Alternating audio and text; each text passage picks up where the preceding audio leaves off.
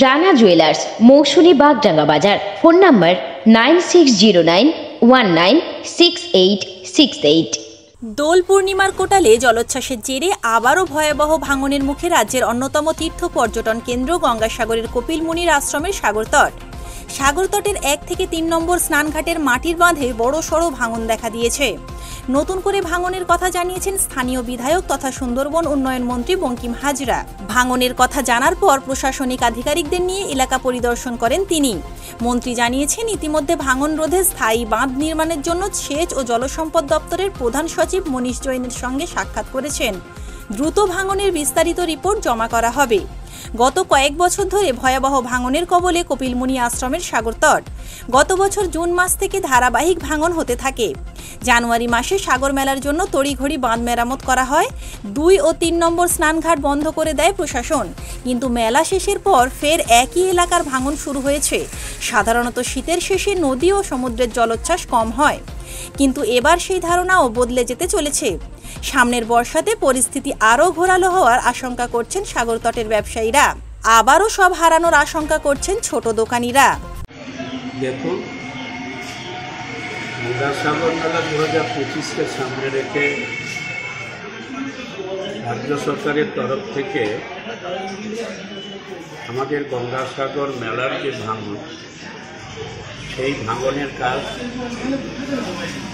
অত্যন্ত দ্রুততার সাথে সেচ এবং জলসম্পদ দপ্তর তারা কাজ করেছে। মেলা অতিবাহিত হওয়ার পর মাঘী পূর্ণিমা, তো হাজার হাজার মানুষ এসে ওখানে স্নান করেছে।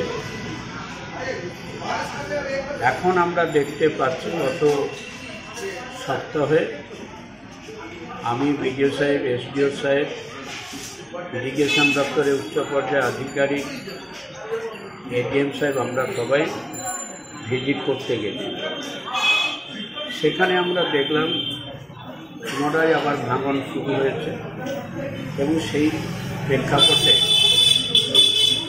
আমি মাননীয় আমাদের সেচ এবং জলসম্পদ দপ্তরের প্রিন্সিপাল সেক্রেটারি মনীষ জৈনের সাথে আমি জলসম্পদ ভবনে গিয়ে ওনার সাথে দীর্ঘক্ষণ মিটিং করেছি এবং ইতিমধ্যে আমাদের এই বিষয় নিয়ে রাজ্য সরকারের তরফ থেকে অতি দ্রুততা পার্মানেন্ট নেচারের কাজ করবার জন্য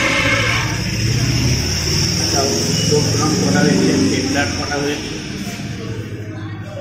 অতএব রাজ্য সরকার বসে নাই গঙ্গাসাগরের যে ভাঙনগুলো, সুন্দরবনের বিস্তীর্ণ যে ভাঙন আবার শুরু হয়েছে, সেই ব্যাপারে রাজ্য সরকার অত্যন্ত সোজা।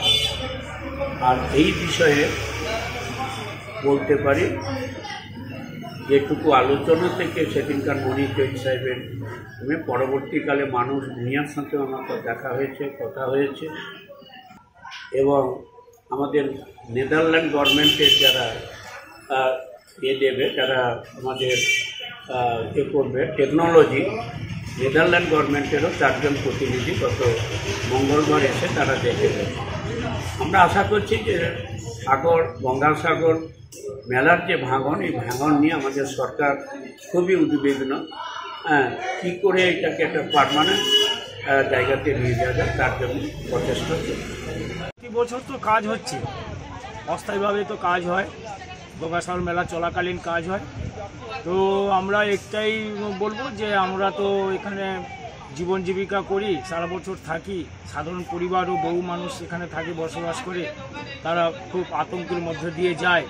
বিশেষ করে জুলাই আগস্ট মাসে, জুন জুলাই আগস্ট, এই যে 3 মাস বর্ষাকাল, এই বর্ষাকালে সমুদ্রের জল বা বিভিন্ন প্রতি বছরের নিম্নচাপ, এই নিম্নচাপের জন্য এখানকার যে উপকূলবর্তী মানুষ প্রচণ্ড আতঙ্কের ভিতরে থাকে। আমরাও আতঙ্কের ভিতরে রয়েছি। তাই কেন্দ্রীয় সরকার এবং রাজ্য সরকারকে দৃষ্টি আকর্ষণ করছি, আপনারা যাতে পার্মানেন্টভাবে এই সমস্যার সমাধান করা যায় সেইটুকু করবেন, অস্থায়ীভাবে না করে পাকাপাকিভাবে পার্মানেন্টভাবে আপনারা একটু ব্যবস্থা গ্রহণ করুন। আর নতুন করে ভাঙছে এখন কী করবে, ওটাই বললাম কেন্দ্রীয় সরকার বা রাজ্য সরকারকে, ওনারা একটু পাকাপাকি বন্দোবস্ত করুন, যাতে এই ভাঙনটা রোধ হয় এবং আমরা যারা উপকূলবর্তী বসবাস করি আমরা যাতে একটু নিশ্চিন্তে জীবনযাপন করতে পারি।